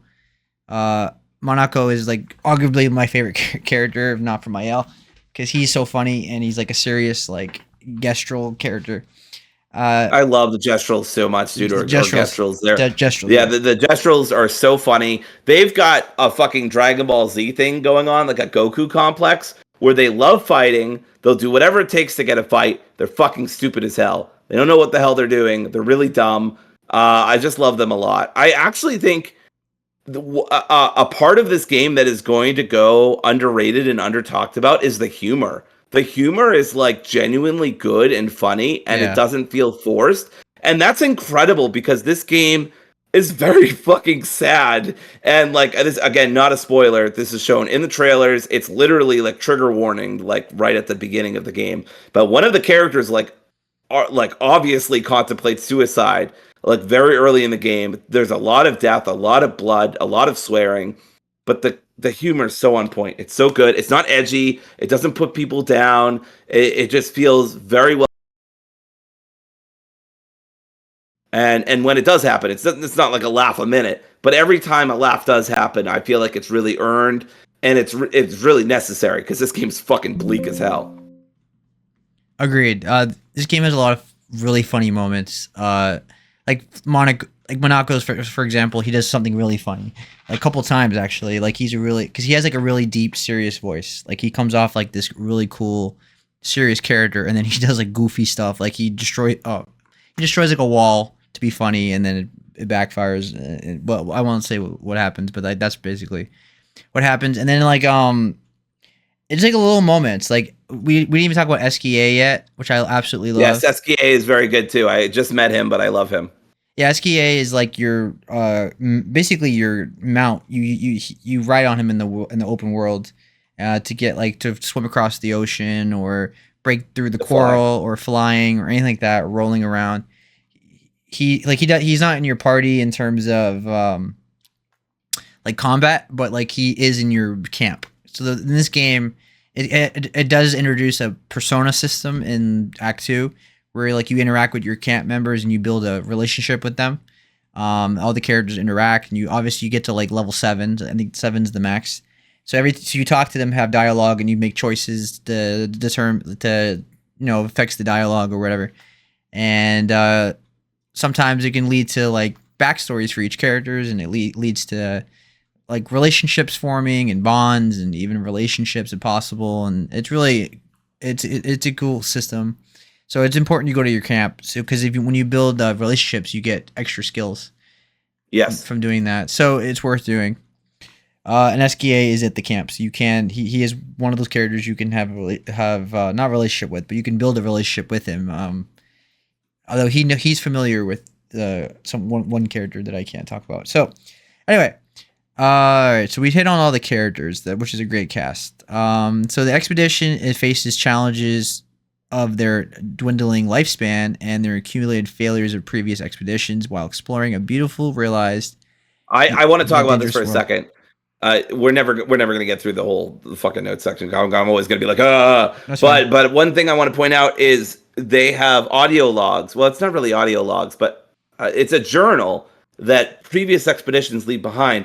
And you think, oh, okay, well, they're just going to leave you a bit of text, and you can just read it if you want, and it's extra lore. No, they have people actually voice it, which is crazy because this is Expedition 33. There have been, oh boy, 67 other expeditions. So that means they created 67. They had 67 unique original voice actors, 67 bits of dialogue written out, and just like all of this is like bespoke and just like I fucking love that word, by the way, bespoke. But it like I don't know. This is so cool to me. It's a little thing. I'm not saying like, oh, this is like genre defining, but it's so cool that they did it. Like it makes me think of fucking BioShock when they used to have the voice recordings and stuff like that, and they used to have like again like unique voice actors, unique lines, little bits of story here and there. It's the same thing here. It's done really well, and it feels really engaging, even when like I'm already like way ahead of the person who's talking and I finished. I want to hear like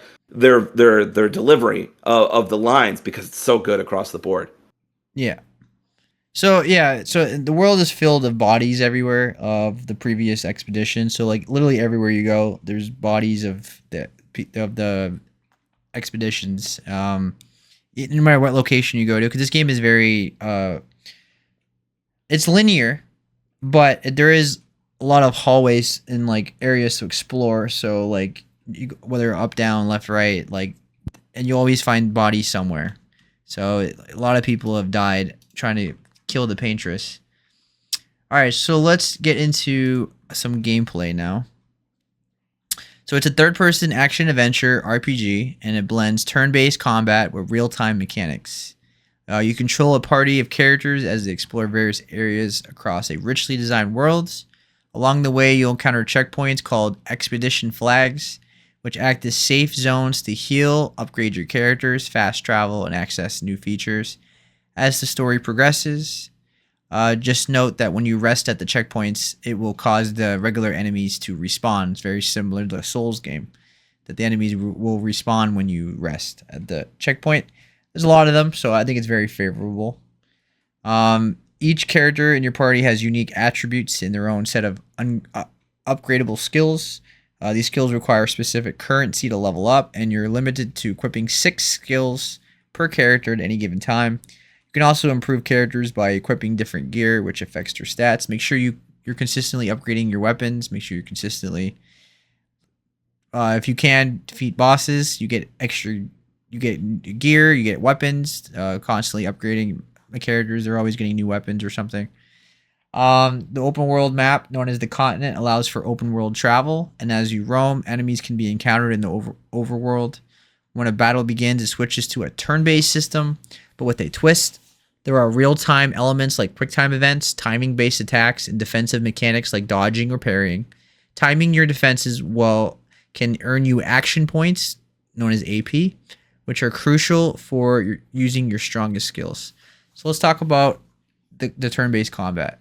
Now, I think the turn-based combat reminds me a lot of Final Fantasy X, and it's done really well. The only thing this is one of my negatives for the game, is the parrying and the dodging can be finicky because the enemies like psych you out. Yes. It's very hard. It's almost, I don't want to say impossible, but it's very close to impossible to just time it all the time. It's just, it's very difficult. It's definitely one of my cons of the turn-based combat. It's not the worst or anything like that. It's just it's definitely just tricky to get right more than I other agree with games. Seb on this. I've also found it fairly tricky and frustrating at times. It feels like you get it. I would suggest people who are struggling with parrying to try dodging. You don't have to worry about jumping too often, so really it's just parrying, at Yeah. least in my experience. Maybe that changes down the line, I don't know. But at least in Act 1, it's mostly dodging, and then throughout the middle and later parts of Act 1, I've started parrying because you kind of have to, hopefully get that counterattack, because if you all counterattack, you do like an expedition, or if you all parry, you do like an expedition counterattack, which is really fucking cool, by the way. I've only had that happen a few times, but it's cool every time it happens. But yeah, I mean, he's not wrong. The timing is really finicky, really specific. I have gotten it every now and then. It always feels good. I wish there was a way to make it more forgiving. I hope that's a quality of life thing that they do, or a patch or something. I understand it's supposed to be challenging, and you can always change the difficulty. It's weird because you can turn QTEs off, but it's not the QTEs you would think. It's not dodge or jump or parry. It's the ones that you do when you attack, the ones that you'd want to be engaged with the most. So it's kind of backwards. But like Seb said, I don't find it a big deal. And actually, the trickiness of it, to me, kind of makes it even more satisfying when I finally nail it. But I totally understand why people are frustrated, a little bit frustrated. It's one of the biggest things I've seen, not the biggest necessarily, but one of the biggest things I've seen people talk about on Discord or online or Reddit or whatever, is the parry timing and the dodge timing. People are kind of upset about that. Even the official Expedition 33 Twitter account has said that you should try dodging first, and then a lot of people were like, or you can die over and over again. And they said, well, you can also do that. That's a legitimate strategy too. So Yeah, but until you get it right, yeah. yeah, but I think the I think the checkpoints, like the flags and everything, are there's a lot of them, so I think it's very favorable, forgiving in terms of that. I feel like I was doing really well with this game. I haven't really died that much. Like maybe if I like try to take a boss on, I'm not ready for just to see how I do. Other than that, I've mostly been fine with this game.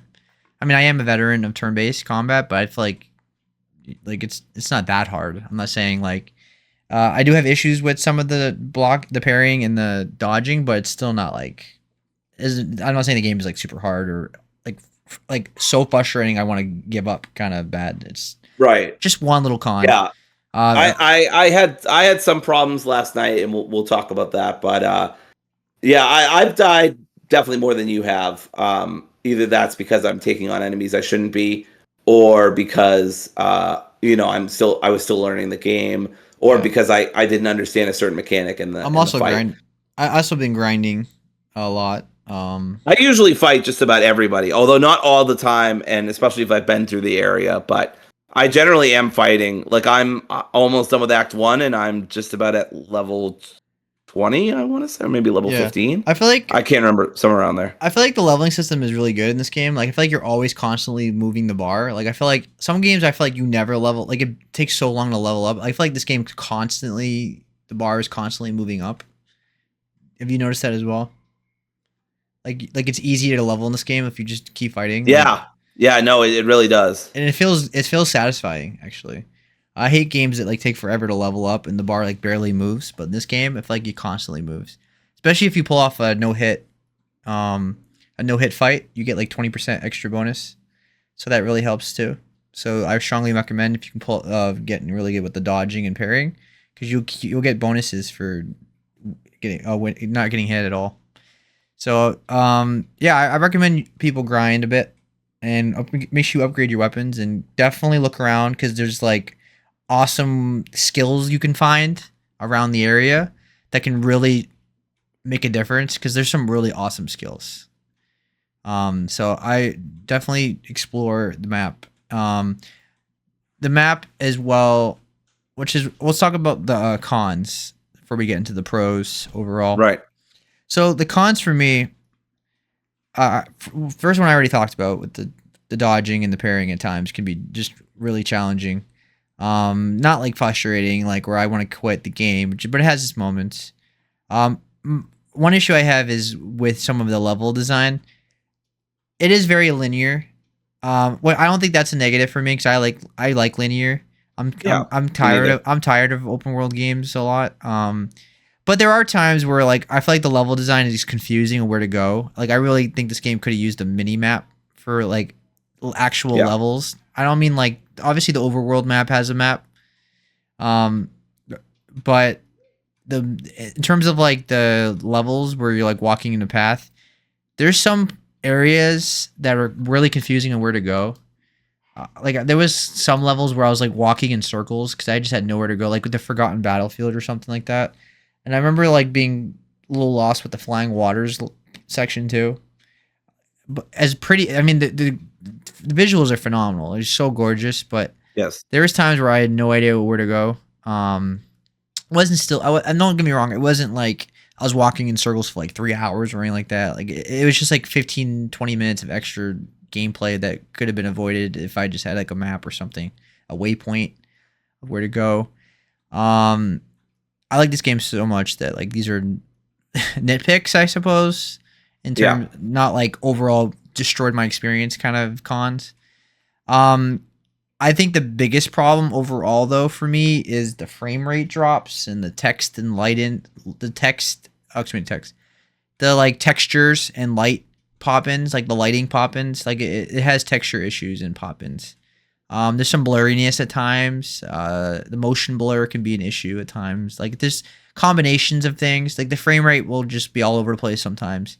I'm playing on I can't play this game on ultra settings on a 4080. I was getting below, well, at least without being higher than 60. In order to, if I wanted to play on ultra, I'd have to play like with 50 frames, and so I thought the trade off was nice to play in high settings and play 60 plus.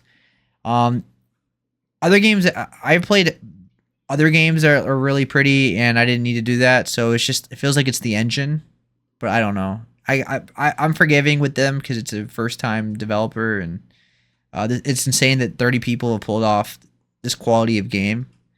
But I definitely had issues with some of the textures, like some of the cutscenes were. I don't know if they patched it or not, but I noticed when I first played this game, like on launch day, like on my ultra wide monitor, like the cutscene was like a small box, and it didn't take up the whole screen, and it just looked really jarring. Cause like the in game cutscenes or in game moments looked awesome, and then like the pre rendered cutscenes were like a small box. But now I haven't had that issue, so maybe they fixed it in a patch.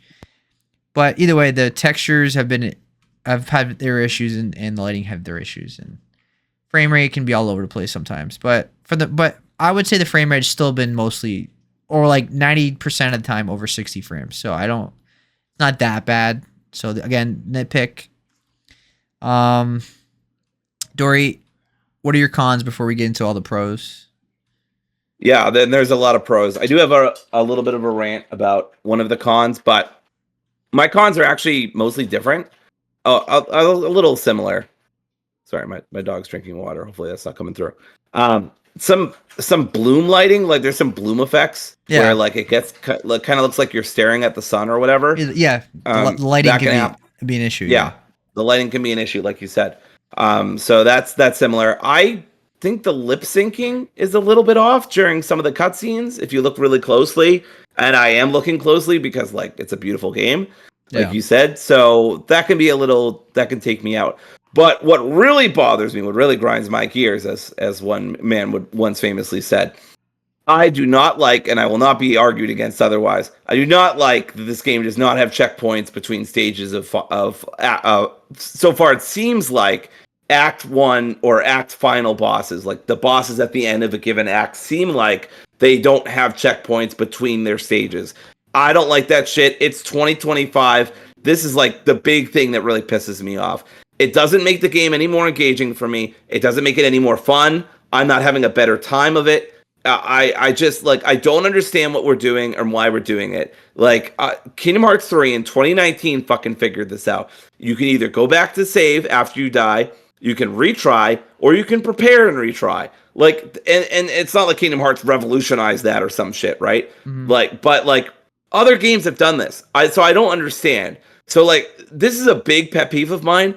But luckily, at least so far in the game, it has only happened the one time, literally the end of Act 1. It has a boss that has, Stalker in an RPG, a couple of phases. At least it doesn't heal itself. I can't wait for that to happen. I'll blow a casket about that too. And I know from the way that Seb is smiling that it probably happens.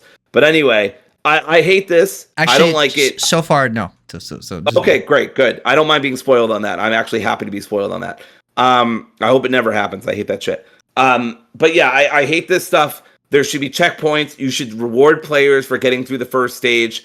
I understand the line of thinking, at least I think I do, where it's like we don't want our players to be stuck in an unwinnable situation where your party's looking really bad or you're out of a lot of items, etc., etc. I get that. But then just break up the cutscenes, have a save point, and then have us walk a little bit further so we can go back to the flag. Like, there's ways to do this that wouldn't be as frustrating as this. I really, really can't emphasize how much I dislike this. It's a waste of people's time. It doesn't make the game feel any more engaging, and it's stupid. It's 2025, and there's just no excuse for it. Plenty of games have had checkpoints between bosses having multiple stages. I really feel like it's inconsiderate to players' time. Now, luckily, this is a 30 to 40 hour at most game. Even if you're trying to 100% it. So it's not a huge deal. And again, even though this is a huge nitpick, because it's only probably going to be such a sporadic issue, it's not a big dent against the game. And instead, I'm going to spend the next, 10 minutes, 20 minutes gushing about how fucking awesome this game is. But I do want to talk about that. I can't defend that. I really think that they should patch in some checkpoints or offer some kind of system that gives you options when you fail. I will say also the Clair Obscur musical sting that happens every time you die is annoying. because especially if you're like me and you're just not as good as Seb is at these kind of games. It gets kind of annoying to hear the same musical sting over and over again, and like take like 5 seconds to just, you don't even retry the battle. You can't retry. You have to exit and then pick up from somewhere else. So, Yeah, anyway, dying a lot is in game lore, so right. Yes, for sure. It fits the lore. It does, absolutely. All right, so just so we're not going like 2 hours, my pros will be relatively fast, not like because we hit on a lot of the pros already. All right, so starting with the combat system, I think the combat system is phenomenal, and like obviously we have issues here and there with the dodging and parrying, but like overall, that a Western developer has created a turn-based RPG that feels like a Japanese game is awesome. It's very unique. No, I can't think of another game that has this kind of aesthetic. Has this kind of gameplay. This is like Persona, but like with the Western RPG look. So that first of all, that right off the bat, that's awesome. The second pro for me is the storytelling. This game's story is amazing. I love the characters as we talked about, but I also love the whole like mystery of what's going on and the storyline and the interesting like post-apocalyptic world. I think that is really engaging. I'm really invested in where the story is going. I'm dying to see how it ends, and hopefully I can beat this game this weekend. I'll see how that goes. So I don't have it spoiled for me. But I'm very interested in the characters. I'm interested in I love the acting. I mean, I guess it's a little jarring at times where like they're supposed to be like French characters, but they all have like very strong British accents, and like I don't. It's not a big deal, but it's definitely like I would think the English actors would have like a French English accent instead of like strongly British. But it's not. This is a nitpick, but definitely something I think about sometimes when I'm listening to them. But I really like the cast. I mean, the cast is huge actors, right? I mean, you have Charlie Cox, who's Daredevil. You have Ben Starr, who's been the main character, like basically a main character in 2 of my top 5 games of the year so far. He's a big fantasy actor now at this point. He's in like so many big fantasy games. Final Fantasy 16, this one, and First Berserker Kazan. He's the main character in that. Verso is awesome, and then like he's a really interesting character. And then Andy Serkis, right? Like he plays the villain. So so far anyway, I don't know where that's gonna go, but his acting's awesome. He's a really cool character. It gives me like Organization 13 vibes, I guess. Yeah. He gives me like Exemnis vibes, I guess. No, what's the other guy's name? Dez, I think it was his name. The guy played by Christopher Lee in Kingdom Hearts, the yellow eyes. Where's the red? I'm forgetting his name. You know what I'm talking about, right? Like Ansem Morville. We're getting the Kingdom Hearts lore, but you get what I'm saying. The guy with the deep voice. The guy with the deep voice. Yeah, no, that's Zemnis. Zemnis has the deep voice. I know, but the other guy too. He had Christopher Lee. I was like Dez. Oh yeah, Christopher Lee. Yeah, he does Ansem the Wise. Ansem the Wise, but like his like name was like Dez or something like that, right? Like his Diz. I think. Diz. There you go. Anyway, getting off, just going on a tangent. The visuals in this game are phenomenal, very colorful. It's beautiful. This game is jaw dropping at times, or most of the time, really. Yeah. Especially the flying water section with the under the water, like the sea level. Yes. But also, the Monaco's station with the ice was really beautiful, and I won't get in those settings because it'd be a spoiler. But there's a lot of unique, cool locations. There's like a desert-looking area too that was jaw-dropping, the distance and things like that. It captures a post-apocalyptic Paris really well with Lumiere, and the visuals in this game is there's some issues here and there with the as I talked about with the lighting and the textures, but for the most part, it's a phenomenal looking game. It's very pretty, and people are gonna love it just for that as well. I love that it's very authentic culturally to France. I really appreciate their I really appreciate the aesthetic of this game. It's definitely a great tribute to French culture and French like locations and characters and like any they probably pulled.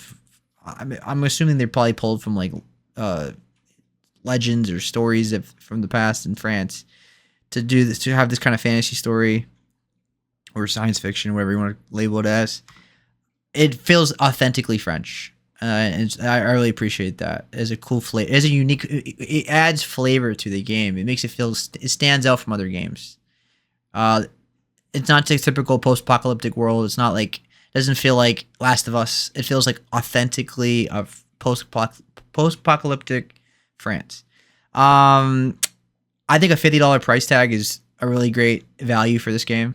It's on Game Pass, but like $50 is a perfect price tag for this game. That's a steal, if anything. This game is phenomenal, and this game is about 30 hours if you want to mainline it, and it's about 55 hours if you do everything. Like I put 33 hours into this game, and I'm really loving it. And probably the best part of the game, and that's saying something because everything about this game is really good, is the soundtrack. The soundtrack is one of the best soundtracks of all time in gaming. It top to bottom, every song is memorable. It has so many different genres. I've seen there's been like electronic songs, rock songs. There's been guitar, like acoustic guitar songs. There's been opera, orchestral. Like it has everything. It's like Final Fantasy VII or Rebirth last year. It was just different genres thrown in. The soundtrack in this game better win best soundtrack of the year. Like I don't sure if anything's gonna top it this year. It is that quality. Like it is arguably the best part of the game, if anything. Yeah. So to wrap it up for me, the pros are great gameplay and unique, great aesthetic, great characters, great storyline, great music. This is the complete package. This is a must-play game, and with all that said, all of those things combined, that makes it the game of the year for me. Like at this point in May of this year, this is now my game of the year, and I think it's the game of the year because it does everything so well, and the fact that like my cons are like nitpicks tells me it's a near perfect game.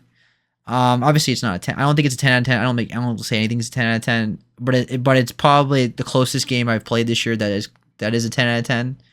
It's like a I don't know, 9.5 for me. It's a strong game. I'm not sure anything will top this game in terms of its quality for the rest of the year, but we'll see. But yeah, this as of right now, this is my game of the year. So, all right, Dory, what are your pros? And then that would be it for our show. What are my pros? What are my pros? He asks.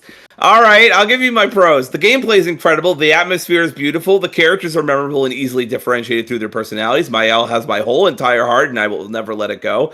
The humor in this game is actually really good, which we talked about earlier. The writing in the VA is amazing. The music is phenomenal. And right now, this is my goatee. I know, everyone's surprised. You're surprised. I'm surprised. This is my goatee. Seb basically said everything I was going to say. But seriously, I fucking love this game. I know it's my goatee because when playing Avowed and playing Split Fiction, I never thought to myself, oh, this is incredible. I always thought to myself, well, not always, but like as I went through, I was like, oh, this is excellent. Like this is an excellent game. This is very well. But I have had moments in this game where I'm like jaw dropped. I never do that fucking thing where you see gamers like panning around the environment and being like, oh my God, like it's so amazing. I've done that for this game. Like the atmosphere, I mean, I'm doing the Martin Scorsese meme. Like it's cinema. Like this game is cinema. There's literally a Gustav variant for that, but this game is fucking cinema, and I'm saying that with no shred of irony attached. This game looks gorgeous. The gameplay is incredibly engaging. The story is beautifully written. It's voice acted to perfection. The writing is phenomenal. I've seen some lines in here that I don't know. Like I feel like could be in a fucking novel written by an expert writer. I don't know. It's just done so well. It's everything I wanted and maybe a little more, and that's crazy to say because And my expectations were already incredibly high. and the fact that 30 people have made this game puts so many AAA developers to shame. Yeah. Because Yeah, I think Gaming Bolt had a video about it, how it's embarrassing that, like, it's embarrassing how this, like, like what they're doing compared to everybody else. yeah, I mean, in fact, like this game is on the level of like games that were made by 200, 300 employees and years of development and money and millions of more dollars, I'm sure. I mean, like I said, the textures and stuff show at times like it's budget constraints and things like that, but yeah, like, this game puts AAA games to shame. The fact Yeah. that 30 people have been able to pull this off, not just pull this off, but like have a full-on orchestra like this. Like this is like something like Ubisoft or EA or something would like pay money for and all that. Like they pulled this off with like on their own. It's almost it's mind blowing, and like this got to be one of the greatest debut games of all time for a brand new studio. I mean, this is one of those like magnum opus for people. It's like their second game. If they make a second game, I'd assume they would. Like, how do you top your first game? You know what I mean? It's like one of those like it's so good. Like, how do you top it? Like, it's like I'm very confident this game will be nominated for Game of the Year. And I could see it winning Game of the Year. It has all the makings of a Game of the Year winner. Like I like when I was playing like Baldur's Gate 3 and I was playing Astrobot, it was always in my head like, yeah, I can easily see this game winning Game of the Year. And those games won Game of the Year. And this game feels like that. It feels like this is a Game of the Year winner. It just has all the makings of a Game of the Year winner. So, all right, that wraps up our show. Next week we will talk about the Midnight Walk. That would be our thumbnail, I assume, and we'll go from there. This is a backlog month, so we'll probably come up with discussion topics for the next couple of weeks. And then we'll talk about Doom, of course. So thanks for joining us. You have a good night, Dory, and peace. Take care. Bye, everybody. Play Expedition 33 if you haven't already.